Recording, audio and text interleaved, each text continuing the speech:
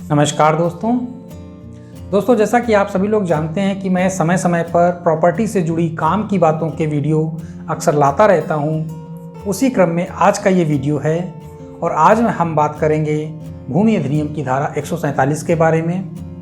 आज हम जानेंगे कि कैसे धारा 147 से हर व्यक्ति प्रभावित हो सकता है और कैसे धारा 147 से हम अपने ज़मीन का इस्तेमाल ज़्यादा से ज़्यादा कर सकते हैं। तो इन सारे बिंदुओं पर आज हम चर्चा करने वाले हैं। पूरी जानकारी के लिए पूरा वीडियो देखना बहुत ज़रूरी है दोस्तों, तो बिना स्किप के पूरा वीडियो देखिएगा ताकि आपको हर पॉइंट के बारे में जानकारी हो सके और कोई भी महत्वपूर्ण जानकारी आपसे मिस ना हो। वीडियो शुरू करने से पहले हम चाहेंगे कि हमारे जिन साथियों ने हमारे चैनल को सब्सक्राइब नहीं किया है अब तक, तो कृपया चैनल को सब्सक्राइब कर दें। साथ ही साथ बगल में जो बेल आइकन का निशान है उसको प्रेस कर दें ताकि हमारे आने वाले हर नए वीडियो का नोटिफिकेशन आप तक सबसे पहले पहुंच सके। तो चलिए शुरू करते हैं आज का ये वीडियो।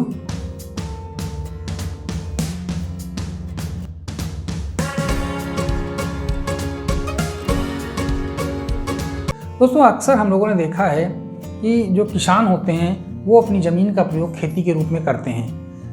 ज़मीन का प्रयोग दो ही तरीके से दोस्तों ज़्यादा से ज़्यादा कर सकते हैं, या तो खेती करके या फिर उसमें कुछ कंस्ट्रक्शन करवा। खेती की जो ज़मीन होती है उसके लिए लॉज अलग होते हैं, उसके लिए नियम अलग होते हैं, और जो कमर्शियल आप वहाँ पे घर बनाना चाहते हो, कमर्शियल कॉम्प्लेक्स बनाना चाहते हो, उसके लिए अलग लॉज होते हैं। तो किसान क्या करते हैं, अपनी ज़मीन को उपयोग करने के लिए वो चाहते हैं कि जो ज़मीन उनकी बंजर है, जिनका उपयोग वो नहीं कर सकते, तो वो उसका लैंड यूज बदलवाते हैं। तो लैंड यूज कैसे बदलता है? लैंड यूज बदलवाने के लिए वो एप्लीकेशन देते हैं संबंधित डीएम कार्यालय में, उसके पहले एसडीएम कार्यालय में, और वहाँ से जांच पड़ताल के बाद उनका लैंड यूज चेंज कर दिया जाता है। तो डीएम कैसे करते हैं लैंड यूज चेंज? उसके लिए वो कानून का सहारा लेते हैं। तो कानून में जो धारा है 147 भूमि अधिनियम, भूमि के कानून के अंतर्गत धारा 147 हमें ये अधिकार प्रदान करती है कि हम अपनी ज़मीन का लैंड यूज परिवर्तन कर सकते हैं।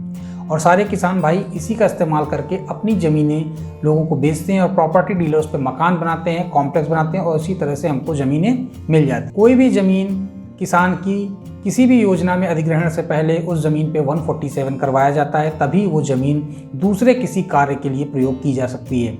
जब तक 147 नहीं होगा तब तक वो ज़मीन सिर्फ खेती के लायक रहेगी और वहाँ पर किसी भी तरह का कंस्ट्रक्शन पूरी तरह से बैन रहेगा। अब दोस्तों समझने वाली बात यह है कि हम लोग अक्सर शहर के बाहरी इलाकों में ज़मीन जब लेते हैं तो हम वहाँ पर सस्ते दामों पर प्लॉट खरीद लेते हैं। प्रॉपर्टी डीलर आपको सस्ते दामों पर प्लॉट कैसे देता है? वो क्या करता है, उसने किसान से ज़मीन खरीद ली और उस ज़मीन पर सड़क, रोड और पोल वगैरह सब लगा के सारी सुविधाएं कर दी और आपसे बोला कि अब यहाँ पर सारी सुविधा है, अब आप यहाँ पर प्लॉट खरीदो, वो भी बहुत कम दाम पर। उसने पैसा कहाँ बचाया? उसने पैसा बचाया कि उस ज़मीन का उसने लैंड यूज चेंज नहीं कराया, यानी धारा 147 उस पर नहीं कराई गई। ऐसे प्लाटों को लेते वक्त आपको हमेशा एक चीज़ का ध्यान रखना है कि वहाँ पर जो भी कंस्ट्रक्शन है वो सिर्फ भगवान भरोसे है, यानी आप उस जगह पर मकान बनाकर रह तो रहें, लेकिन ये आप अपने रिस्क पर रह रहे हैं। अगर वहाँ से कोई प्रोजेक्ट निकलता है, मान लीजिए जहाँ पर आपने ज़मीन खरीदी और वहाँ से कोई रेल लाइन बिछनी है, तो ज़मीन तो सरकार को चाहिए, वो सरकार उसको अधिग्रहण करेगा, और जब अधिग्रहण का प्रोसेस शुरू होगा तो आपके पास एक नोटिस सिंपल सा जाएगा कि ये ज़मीन सरकार को चाहिए, रेलवे के लिए आपको देनी ही पड़ेगी। आपका जो भी मुआवजा है वो आपको दे दिया जाएगा। मुआवजा वो आपसे पूछेंगे भी नहीं कि उस ज़मीन का कितना मुआवजा आपको देना है, क्योंकि वहाँ 147 नहीं है। और जब 147 नहीं, ये बात सरकार को, वहाँ के जो भी जिला प्रशासन है उसको पता है, तो वो मुआवजा खेती योग्य ज़मीन के हिसाब से तय करके आपको दे देगा, भले ही आपने वहाँ पर आलीशान कोठी क्यों ना ही बना ली हो। और दूसरी सबसे बड़ी बात है कि आपको जो भी कंस्ट्रक्शन आपने कराया है उस पर भी किसी तरह का कोई मुआवजा नहीं दिया जाएगा और बुलडोजर चला दिया जाएगा, यानी आपकी ज़मीन के बदले में जो आपने वहाँ कोठी बनाई थी वो सारा पैसा नील हो गया, वो जीरो हो गया, और वहाँ पे मुआवजे के नाम पर जो वहाँ की खेती योग्य ज़मीन का सर्किल रेट होगा उसके हिसाब से आपको मुआवजा दे दिया जाएगा। तो इन सारी समस्याओं से बचने के लिए ये जानना बहुत ज़रूरी है कि हम जहाँ पर भी प्लॉट खरीदें वहाँ पे 147 हो गया हो। 147 आपका लैंड यूज चेंज कर देता है, यानी अगर वहाँ पहले भले ही खेती होती रही हो, कहने का मतलब भले ही वहाँ पहले खेती होती रही हो, लेकिन अगर उस बिल्डर ने वहाँ पर 147 कराकर लैंड यूज परिवर्तन करा लिया है, तो अब क्या है, अब वहाँ पे आप प्लॉट खरीद सकते हो, उसको बनवा सकते हो। और सबसे बड़ी बात है कि अब अगर वहाँ पर कोई प्रोजेक्ट आता है और ज़मीन अधिग्रहण होती है तो आपको आपकी मर्जी के हिसाब से न सिर्फ मुआवजा दिया जाएगा, बल्कि जो भी आपने मकान बनाया है उस मकान में जो बनाने में रकम खर्चा हुई है उसका भी पैसा आपको मिल जाएगा। इसलिए 147 बहुत ही काम की एक धारा है जिसके बारे में लोगों को जानना चाहिए और हर व्यक्ति इससे कहीं ना कहीं प्रभावित हो जाता है।